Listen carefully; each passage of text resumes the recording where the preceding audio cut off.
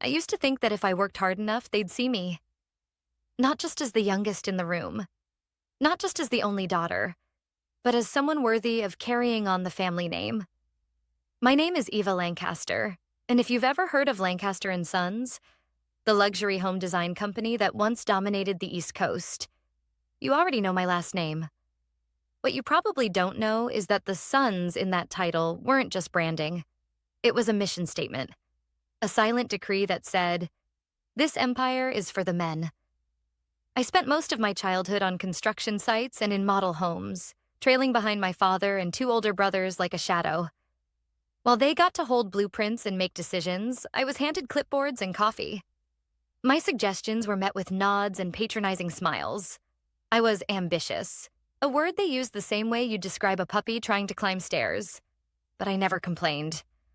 I took every internship, every grunt job, every late-night shift they threw my way. I read every contract, studied the market, and knew the company's financials better than the CFO did. At 23, I was the only one in the family who had an MBA. At 24, I was running entire regional projects.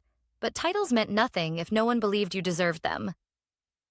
The first time I brought up succession planning at a board meeting, a simple suggestion to begin preparing for the next generation of leadership, my father didn't even let me finish my sentence.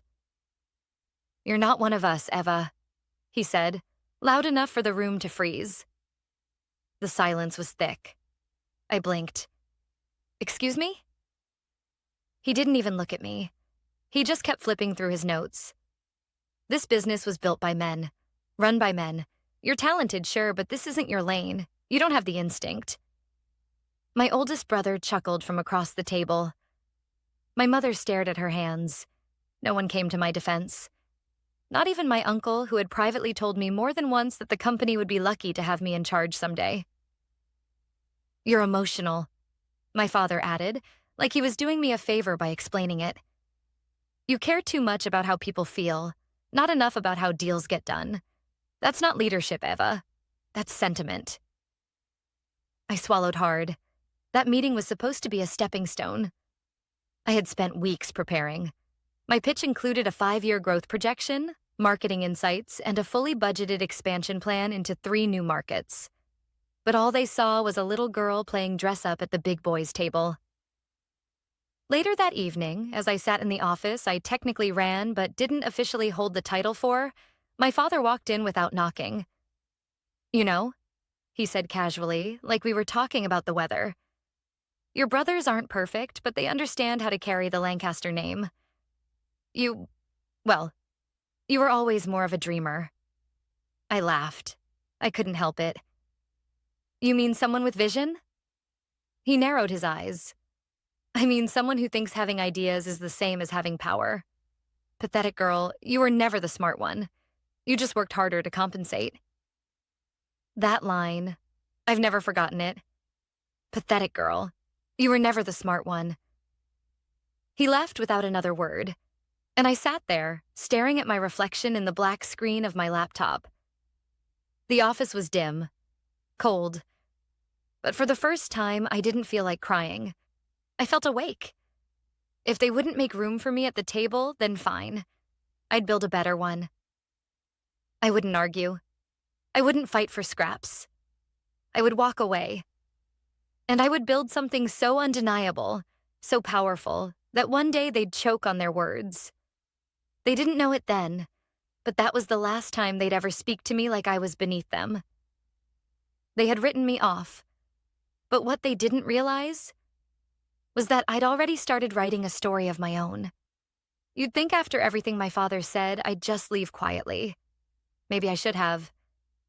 But I was still holding on to hope that if I proved myself one more time with something undeniable, they'd finally listen. So I did what any pathetic girl who was never the smart one would do.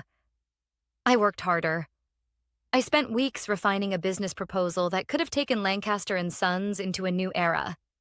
I analyzed market trends, emerging demographics, and digital behavior shifts. I had found a niche: eco-luxury homes with smart tech integration. No one on the East Coast was doing it right yet. It was the future, and I knew exactly how we could own it. I built an entire campaign around it. Logo mock-ups, projections, brand story. I even pulled in contacts from my MBA network for consultation. I booked a small presentation room in our headquarters and sent out invitations to the executive team. I still remember the way my hands shook as I clicked through my slides. I still remember the way no one made eye contact. And I especially remember the way my father smiled at the end of it. Not a smile of pride or even amusement, but that tight-lipped smirk he reserved for people who didn't know their place. When I finished, there was a long silence. I looked to my brothers, both leaning back in their chairs like they were waiting for dessert. My uncle yawned, clearly checked out. My father was the only one who spoke. "Are you done?" he asked. I nodded, unsure. He exhaled sharply, then turned to my oldest brother, Clark. "You want to explain to your sister why that would bankrupt us in a year?" Clark chuckled. "Eva, no offense, but this isn't grad school. You don't just throw buzzwords into a slideshow and call it a plan. Smart homes? Green building? Who do you think we're selling to? Elon Musk?" The room erupted in quiet laughter. "But it's not a joke," I said, heart pounding. "The numbers lie," my father cut in. "Instinct doesn't. And my instinct tells me this whole pitch is a vanity project. You want to play CEO? Fine. But not here. This is a real company, not your little sandbox." "Dad, no, listen," he said, standing now. "You want to build something? Do it somewhere else. Hell, start your own firm. See how far that gets you. But don't come in here acting like you're one of us. Because you're not. You never were." That word again. Not one of us. I looked around the room waiting for someone to step in. Anyone. But all I saw were smirks, stifled grins, and a few awkward glances. My mother wasn't even there. She rarely came to meetings anymore. I gathered my materials in silence. As I reached the door, my younger brother, Ryan, leaned forward with a smug grin. "Hey, if it doesn't work out, I hear there's an interior design company hiring. You could help them pick curtains." Another round of laughter. And just like that, I knew. This wasn't my family anymore. Not in the way that mattered. I wasn't their daughter, their sister, or their colleague. I was an outsider wearing their last name like a label I hadn't earned. I didn't cry. Not until I got home. And then, I let it all out. The humiliation, the rage, the heartbreak. It came in waves, years of being talked over, dismissed, and underestimated. Years of being told to be grateful for the scraps they tossed my way. I wanted to scream, to burn it all down, but I didn't. Instead, I packed a suitcase. I left the next morning without telling anyone. I walked out of that legacy, that suffocating expectation of being just enough, but never too much. I walked away from the boardroom I was never truly invited into, and into the unknown. I moved to a city where no one knew my last name, where I wasn't Ava Lancaster, the black sheep of a family empire, but just Eva, a woman with a plan, a vision, and nothing left to lose. And in that tiny apartment above a bakery that smelled like cinnamon and fresh bread every morning, I sat down with my laptop and opened a blank page. No logo, no boardroom, no smirks. Just me. And the beginning of something they'd never see coming. There's something liberating about being underestimated. It gives you the gift of invisibility. And when you're invisible, no one sees you coming. In that tiny apartment with chipped paint on the windowsills and a water heater that coughed every time I showered, I built the foundation of something no one in my family would believe I was capable of. I didn't have their money, but I had something else. Clarity. No more trying to prove myself to people who had already decided who I was. No more waiting for permission.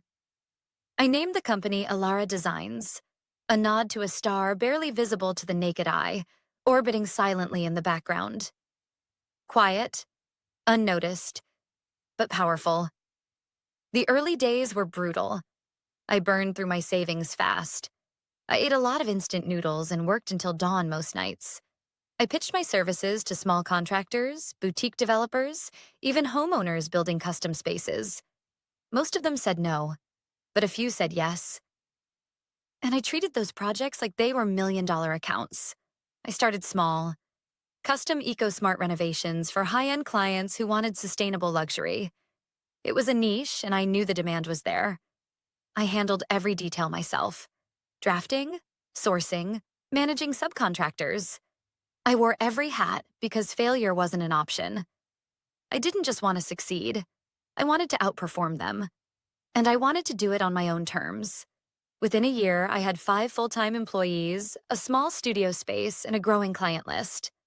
The business was still under the radar. Not big enough to make headlines, but buzzing in the right circles. We kept things quiet on purpose. My family had no idea I was even still in the industry. What they couldn't realize, was that Alara wasn't just a new firm. It was competition. I kept a close eye on Lancaster and Sons. It wasn't hard. They were still making the news, still bragging about outdated models and ignoring shifts in buyer demand. They were coasting on their name, like they always had. And they were blind to how fast the world around them was changing. So I got strategic. I hired a marketing expert who used to work at a major competitor. We crafted a brand image that directly appealed to the clients my father had always brushed off. Young professionals, women-led households, tech-forward families who wanted design that felt personal and smart. Our style was clean, efficient, and sustainable. Everything Lancaster and Sons was not. But I didn't stop there. We started bidding quietly on mid-level commercial projects. Some of the same contracts my father's company used to win without trying. Except now, they were losing to a no-name firm with fresh ideas and faster execution. They didn't know who we were. And I liked it that way. Behind the scenes, I started poaching some of their people. The good ones. The overlooked ones. Project managers, designers, assistants who had stories just like mine. People who were tired of being invisible. People who wanted a seat at a table that actually had room for them. And one by one, they joined me. Our little star was growing brighter, and they still hadn't looked up. There was a moment, about 18 months in, when I sat in a meeting with a high-profile client. They were considering Lancaster and Sons or us. I'd seen my father's bid. Safe. Traditional. Complacent. And then they looked at mine. "Who are you?" the client asked, scanning our proposal. "This is fresh. It's smart.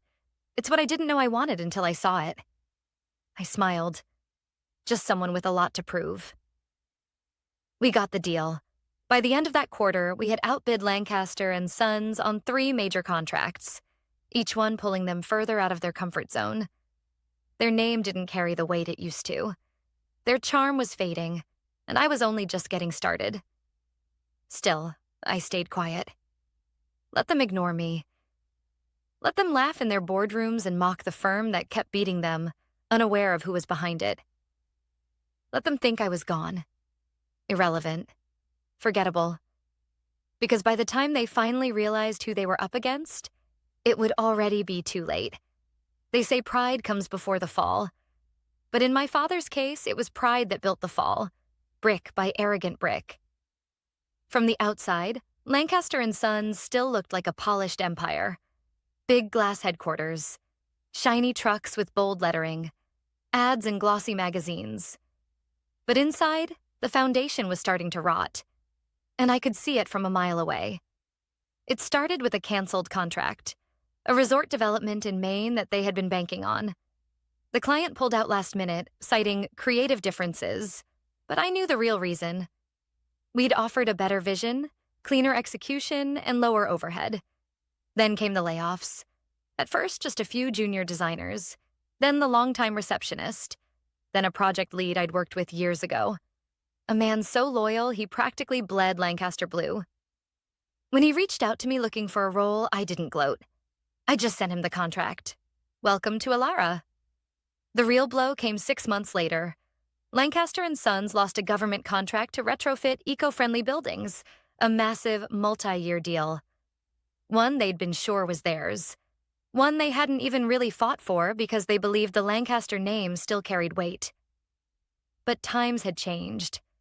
Buyers wanted innovation, sustainability, flexibility, and Alara offered all three. I watched their press release stumble through excuses, blaming market volatility and increased competition. They didn't name us, of course. They didn't know it was me, but they were beginning to feel us breathing down their necks. I could see it in the desperation. Their once polished social media presence started trying too hard, mimicking our branding, copying our hashtags, even launching a new modern eco initiative that felt rushed and tone-deaf. I almost laughed when I saw it. They were trying to beat a ghost, and the ghost was winning. Rumors started swirling in the industry. Whispers about mismanagement, family tension, poor cash flow. I didn't spread them. I didn't need to. I just let them fester. Truth has a way of leaking when people are afraid, and my family was starting to panic. One afternoon, I walked into a trade expo. I wasn't there as a speaker or exhibitor, just an observer. Someone curious to see how Lancaster and Sons would present themselves now that they weren't the biggest name in the room. They had a booth near the back, smaller than usual, fewer people. My father wasn't there, but Clark and Ryan were, trying to smile through their unease. I stayed far enough away that they wouldn't notice me, just close enough to watch. A man approached them, a developer I'd met weeks prior during a pitch meeting. "Sorry, I'm already in talks with Alara," he said casually when Clark handed him a brochure. "They're doing some incredible work." Clark forced a smile. "Alara?" The man nodded. "You should check them out. They've got something special going on." And then he walked away. Clark's expression dropped like a mask hitting the floor. He turned to Ryan. "Who the hell is Alara?" I smiled to myself. The reckoning had begun. But the real moment, the turning point, and came on a rainy Thursday morning. I was in my office going over expansion plans when my assistant knocked. "There's something you need to see," she said, eyes wide. She handed me a tablet with an open article. The headline read, "Lancaster and Sons faces major lawsuit over delayed projects and contract breach." It wasn't just a hit piece. It was an exposé. The article outlined missed deadlines, budget overruns, poor planning, and internal conflict, including anonymous sources from within the company, former employees, maybe even a few I had quietly welcomed to Alara. My father's empire was bleeding, and the world had just smelled it. I didn't celebrate. I didn't gloat. I just closed the article, leaned back in my chair, and took a long breath. This was never about revenge. It was about truth. About showing them and the world that I had never been the pathetic girl, that I wasn't emotional, I wasn't naive, I wasn't a dreamer playing dress-up in their world. I was a builder. And while they were busy mocking me, I was building a future without them. But what none of them expected was that future was about to be very public, because the world was about to learn my name. And so were they. There are moments that split your life in two, before and after. For me, it happened on a quiet Monday morning over black coffee and a buzzing phone I almost didn't answer. I was in the middle of reviewing mock-ups for our latest project, a luxury green development outside of Seattle, when my assistant rushed in, her face pale and stunned. "Ava," she said breathlessly, holding out her phone. "You're trending." I blinked. "What?" She turned the screen toward me, and there it was. Eva Lancaster, youngest female CEO and the country founder of Alara Designs revealed. My heart stopped. It wasn't just a business article. It was everywhere. CNN, Forbes, Business Insider. Even the morning news shows had picked it up. One headline stood out among the rest. The Ghost founder, Alara CEO, revealed to be heiress of Lancaster and Sons, the company she quietly outmaneuvered. I didn't even have to read the article. I already knew the story they were telling. A girl exiled from her family business, mocked for her ambition, only to return with an empire of her own. There were quotes from old colleagues, clips from my keynote at a private tech conference, Photos of me in front of Alara's newest HQ. Sleek, glassy, minimalist. Everything Lancaster and Sons wasn't. And then came the cherry on top. A side-by-side comparison of their latest losses and our recent wins. It wasn't subtle. The media had drawn the battle lines for us. My phone started ringing. Emails poured in. Journalists, investors, congratulations from people I hadn't spoken to in years. But the message that hit me hardest wasn't from any of them. It was from my mother. One sentence. "Your father saw the news. He hasn't spoken in an hour." I stared at the screen. Not out of guilt. Not even satisfaction. Just silence. For years, he had insisted I wasn't one of them. For years, I had believed that proving him wrong would fix something inside me. But in that moment, watching the world celebrate what he'd tried so hard to suppress, I realized something important. I didn't need his validation anymore. That same afternoon, my publicist confirmed the details. A televised interview had been requested. National coverage. Prime time. "Do you want to do it?" she asked. I hesitated. I hadn't built Alara for the spotlight. I'd built it for freedom. But maybe it was time to take the mic. I nodded. "Let's do it." The interview aired 3 days later. I wore a deep navy suit. Elegant, understated. No flashy logos, no revenge speeches. Just presence. The host opened with the story of my mysterious rise. How Alara had become a quiet industry giant, redefining eco-luxury real estate in under 4 years. And then she asked the question everyone was waiting for. "Is it true that you're the daughter of Charles Lancaster?" I smiled gently. "Yes." "Why hide it?" "I didn't hide it," I said. "I just stopped apologizing for not being welcome." She blinked. "And now you've built a company that outperformed theirs." "It's not about outperforming," I replied, though we both knew it was. "It's about building something that reflects who I am, and giving others a place to do the same." The interview ended with a standing ovation from the live audience. That night, Alara's website crashed from the traffic. We received over 300 partnership inquiries. Our stock jumped 12% in 24 hours, and investors began whispering about a global expansion.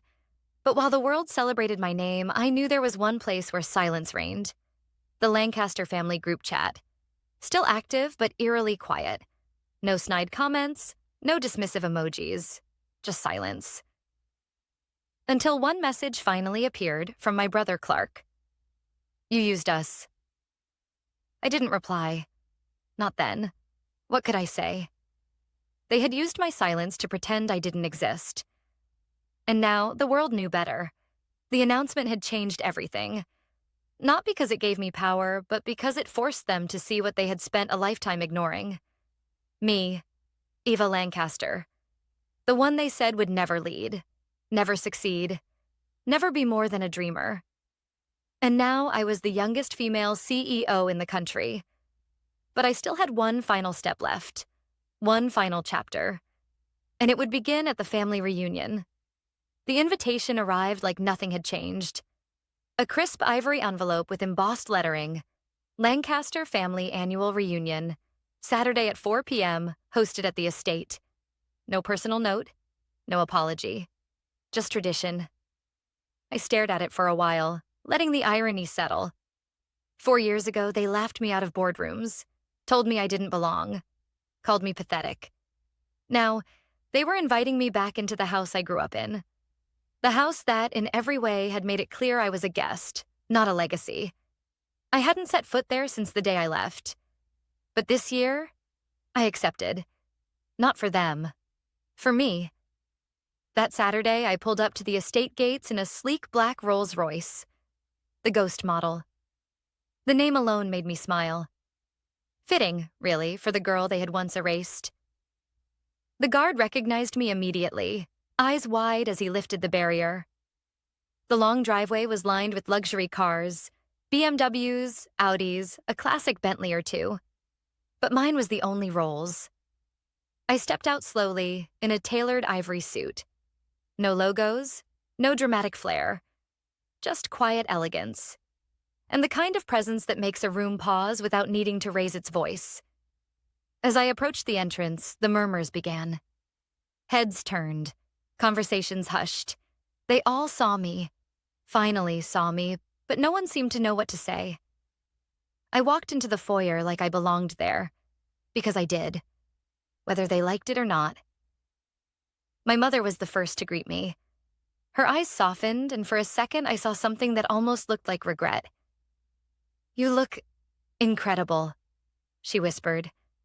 "Thank you," I said, then leaned in. "Let's not pretend anything." She gave a small, sad smile. "Fair enough."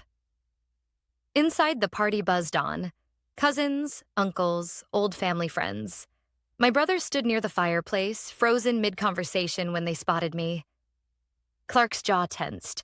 Ryan's eyes flicked to my wrist, then the car keys in my hand. I didn't stop to greet them. I headed straight for the back patio where my father stood alone, gazing out over the lawn like a king surveying the ruins of his kingdom. He turned when he heard my heels on the stone, and for the first time in my life, Charles Lancaster looked small. We stood in silence for a moment. "You came," he finally said, his voice quieter than I remembered. "I did." He studied me. "You've made quite a name for yourself." I said nothing. He looked away, his voice strained. "Ava, I may have been wrong." That almost made me laugh. May have been? But I didn't come for apologies. I came for closure. He turned back toward me. "The company's struggling. Your brothers—" He stopped himself. "We could use your help." I met his eyes. Calm, steady, not angry anymore, just clear. "You said I was never the smart one," I replied softly. "Just a pathetic girl with ideas and no power." He didn't deny it. "Now," I said, gesturing vaguely toward the house, the party, the dying empire, "you want my help." His lips parted, but I cut him off. "I'm not here to rescue you, Dad. I built something without you. While you were mocking me, I was creating. While you were dismissing me, I was becoming everything you said I couldn't be." He looked at me like he didn't recognize the person standing in front of him. Good. I turned to leave. But before I did, I glanced over my shoulder. "You were right about one thing," I said. "I'm not like you, and thank God for that." As I walked back through the house, people parted like water around me. Whispers, stolen glances, a few forced smiles. But I didn't need their admiration.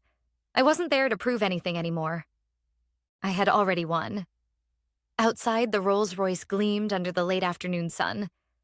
I slid into the driver's seat, started the engine, and looked back once. Not at the house, but at the little girl I used to be. The one who tried so hard to be seen. And I smiled, because she wasn't trying anymore. She was leading. And from that day on, the world would never forget her name. Eva Lancaster. Not the black sheep. Not the afterthought. Not the pathetic girl. Just the woman who rewrote the rules and made sure no one like her would ever be forgotten again.